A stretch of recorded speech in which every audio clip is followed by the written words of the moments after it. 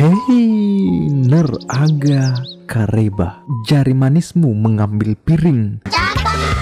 Kamu minal aidin wal faizin. Cerita dimulai dengan melihat seorang lelaki bernama Kim. Si Kim ini bekerja sebagai seorang desainer di bidang perkayuan. Satu-satunya sahabat sekaligus rekan kerja Kim di dunia, Seon namanya.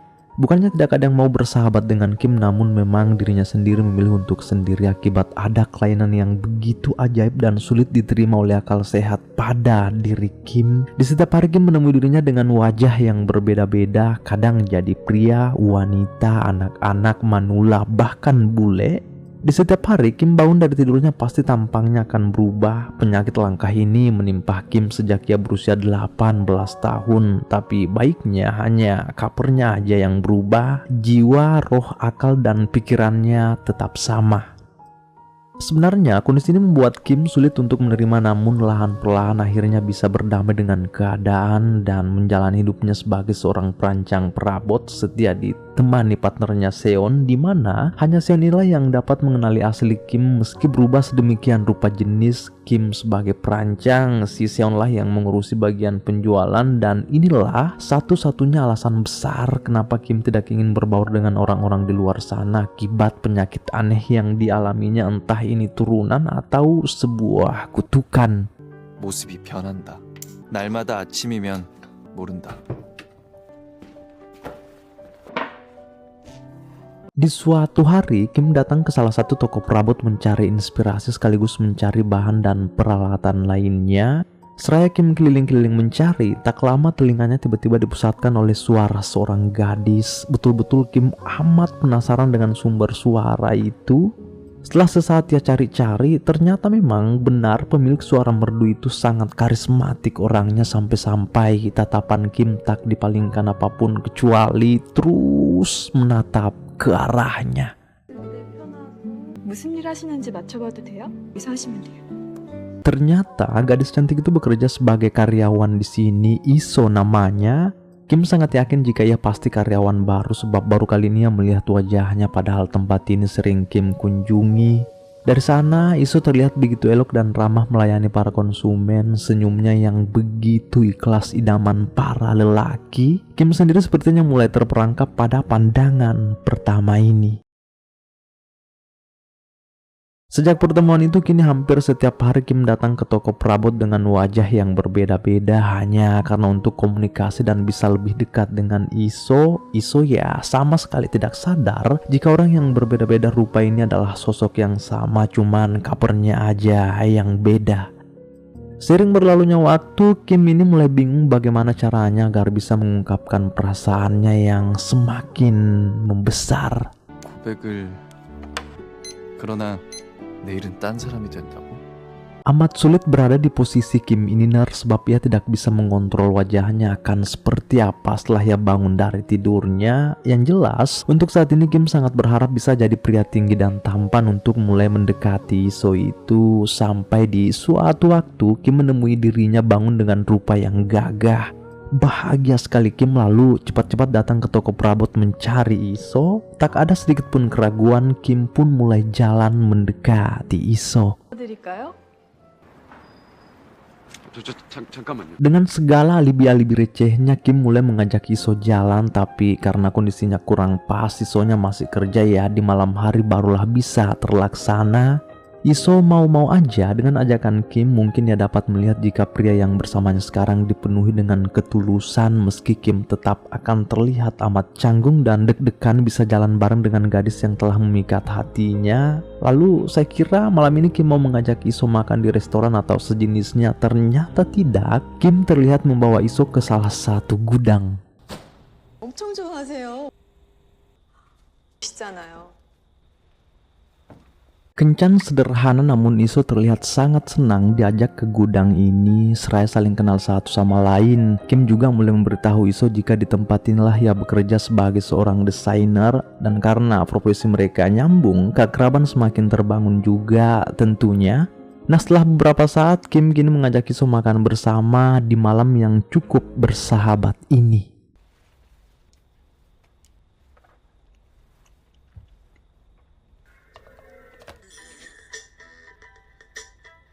이상하려나?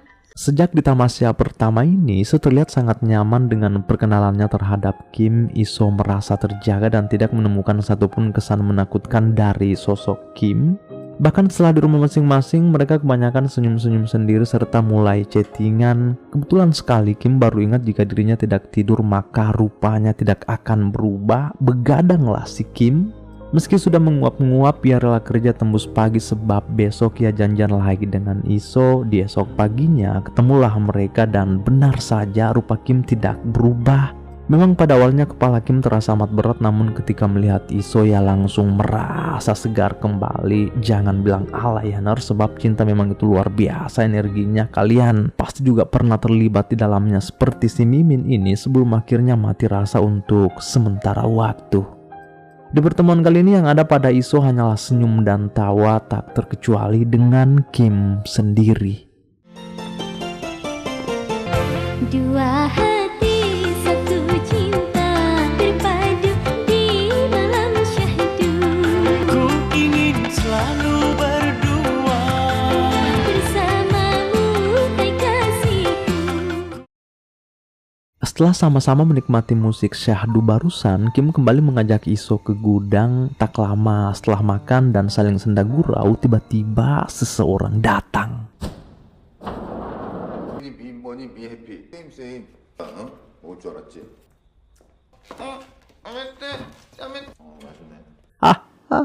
Kurang ajar si Seon itu Nar, untung ia tidak sadar jika ada sepasang manusia sedang ngumpet di balik kursi.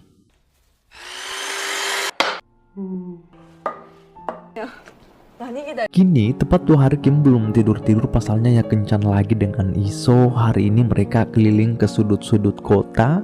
Kim juga mengajak Iso mampir ke salah satu prajut wanita tua. Kata Kim, sesekali ia datang ke sini. Nah, agar tidak begitu hambar juga, Kim membeli sepasang cincin sederhana untuk mereka berdua. Sejujurnya, Kim telah mengakui kebaikan semesta telah mengirimkan orang berharga dalam hidupnya. Kim begitu amat bersyukur bisa kenal dengan Iso.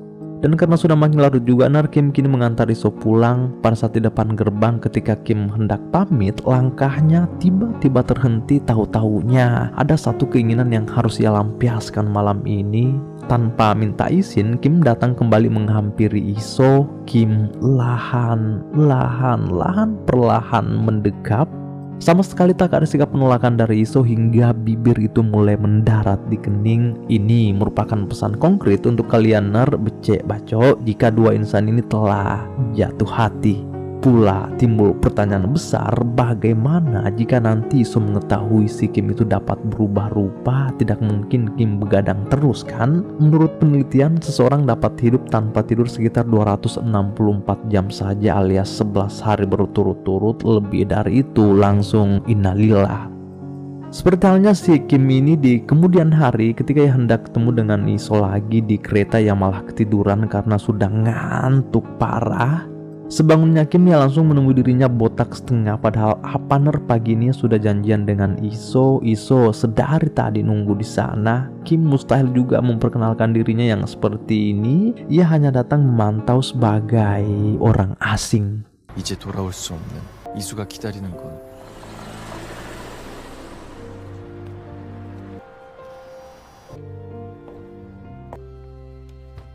Pada akhirnya, Kim harus terperangkap oleh takdir hidupnya sendiri. Meski ia begitu ingin semuanya tidak berakhir seperti ini. Bahkan, Kim sudah berjanji demi Iso itu apapun bersedia ia lakukan. Tapi ya begitulah kenyataannya. Kini hari demi hari Kim hanya bisa berusaha bertahan dengan kesendirian dalam sakitnya. Hingga tak terasa beberapa hari telah berlalu. Kita lihat Iso memilih lebih fokus ke kerjaannya sekarang. Di samping ia berusaha melupakan orang yang telah memberinya rasa nyaman lalu hilang bagaikan jarum di tumpukan jerami. Di suatu waktu Iso didatangi oleh seorang gadis. Mungkin kalian tak sadar jika ini adalah si Kim yang sudah tidak bisa menahan kerinduannya. Terpaksa ia memilih datang hari ini meski berwujud perempuan. Dengan begini Kim juga merasa agak lebih seduh mengajak Iso ngobrol kan, sama-sama wanita. Iso yang merasa heran diajak bertemu seprivat ini pun mulai bertanya, sampai akhirnya wanita ini jujur jika saya adalah Kim. Iso tentu tidak langsung percaya dengan omongan tak masuk akal ini. Wanita ini pun mengajak Iso ke gudang serta ke tempatnya untuk memperlihatkan video perubahan wajahnya dari hari ke hari, seraya Kim memberitahu penyakit ajab yang dialaminya selama ini. Kaget sekali Iso melihat semua fakta-fakta yang ada. Di sisi lain ia juga menganggap jika ini adalah hal paling konyol dan tidak masuk akal dalam hidupnya jika memang benar wanita ini adalah Kim, pria yang membuat dirinya menggalau belakangan ini. 무슨 말도 안 되는. 신소리 같다는 거 알아요. 혹시 안 만났으면 좋겠어요. Makin rumit situasinya, bahkan Iso mulai bertanya-tanya padahal yang lebih gila lagi dari ini. Di setiap hari, setiap malam Iso berusaha berdamai dengan keadaan. Di samping Iso juga akan berusaha menerima kenyataan atas Kim. Kalian tahu bersama kan jika Iso ini juga semakin dalam mencintai sosok Kim itu. 다시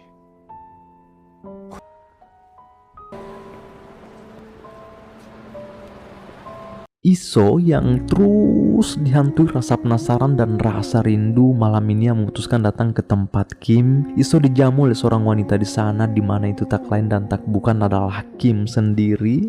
Lahan perlahan Iso terlihat mulai menerima Kim, bahkan yang mulai menanyakan bagaimana ini semua bisa terjadi. Kim memberitahu jika ini semua terjadi secara tiba-tiba tepat saat menginjak usia 18 tahun kala itu. Sekarang usia Kim genap 29 tahun. Iso pun demikian, seumuran mereka Nah, agar lebih meyakinkan juga Kim menunjukkan ini ke Iso.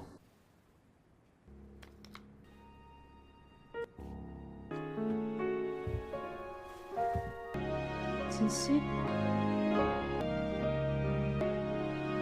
Bersama dengan wanita yang Kim temui hari ini, hari esok, dan hari-hari yang akan datang, jelas kebahagiaannya pecah. Kini Iso bisa lapang dada menerima fakta unik sekaligus fakta terburuk tentang diri Kim. Lalu di setiap hari mereka saling membersamai hingga kebahagiaan demi kebahagiaan terus tercipta.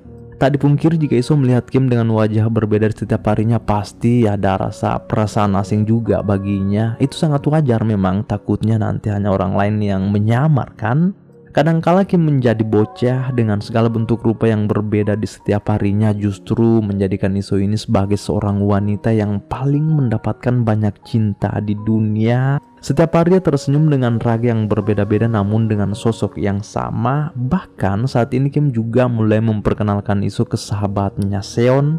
Kata Kim, si Seon inilah satu-satunya orang yang paham kondisiku seperti halnya Iso sekarang Kadangkala Kim merasa sangat jengkel juga jika yang mau jalan dengan Iso, alih-alih dirinya malah berubah jadi nenek-nenek. Namun hal-hal seperti itulah yang menjadi tantangan sekaligus jadi kisah-kisah unik dalam kisah hidupnya bareng Iso.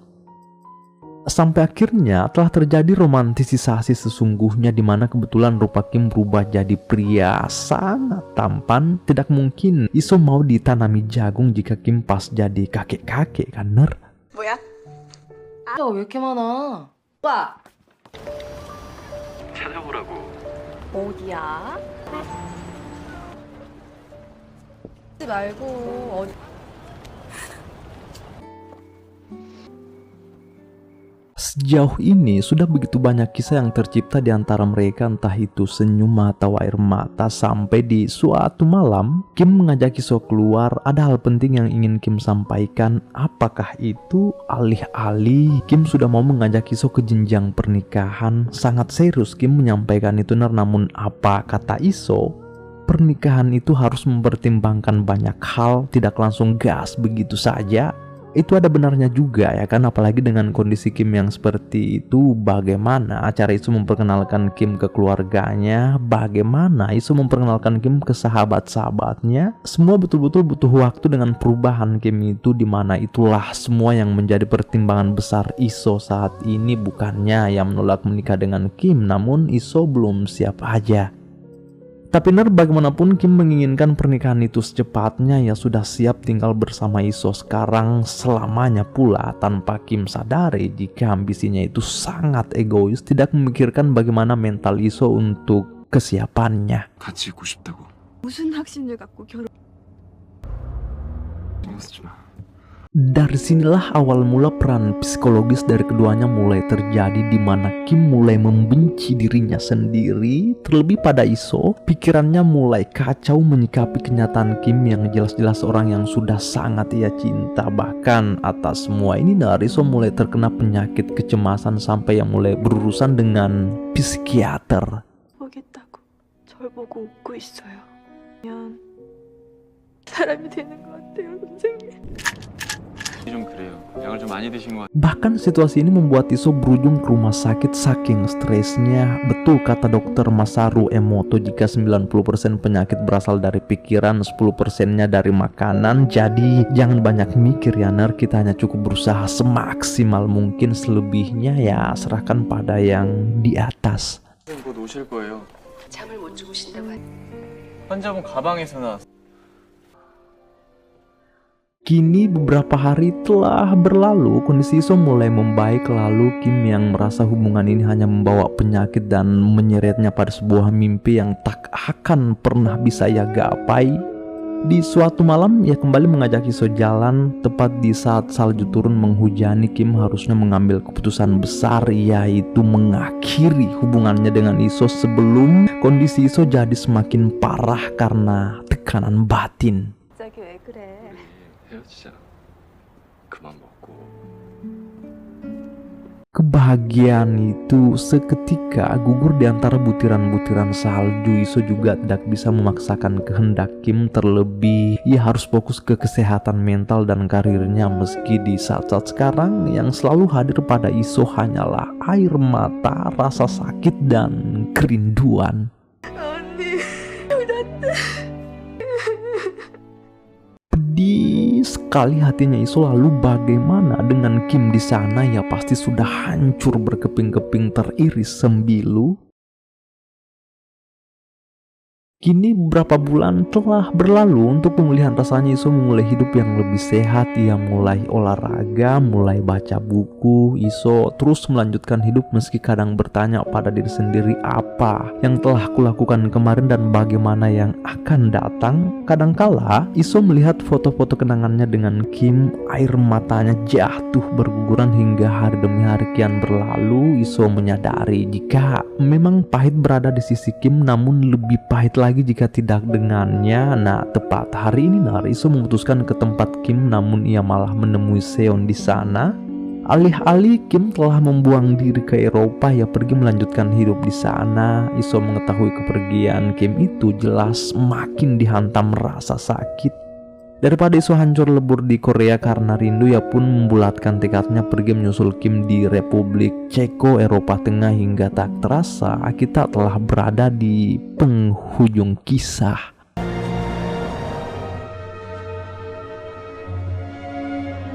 저부리 된 김우진.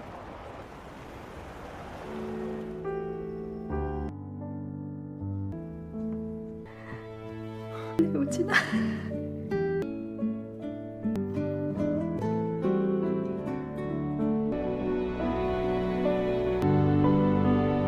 오래 걸려서 늘 사랑하는 거.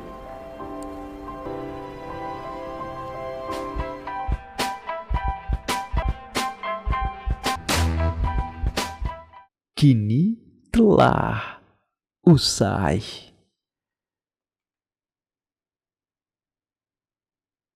Sila Surakum lebih dimanapun kalian berada, tanah Jawa, Papua, Sabang sampai Merauke, Baru, Sidra, Bone, Sopeng, Wajo, Sinjai, dan masih banyak lagi. Jangan lupa subscribe. Yang terpenting menurut kalian hal yang bisa kita petik dari kisah Kim dan si Iso ini, ketik di bawah ya. Selamat bersua di video selanjutnya. Bye. And every time I try to fly, I'd fall without my wings. Feel so small. Guess I need you, baby. And every time I see you in my dreams, I see your face haunting me. Guess I need you.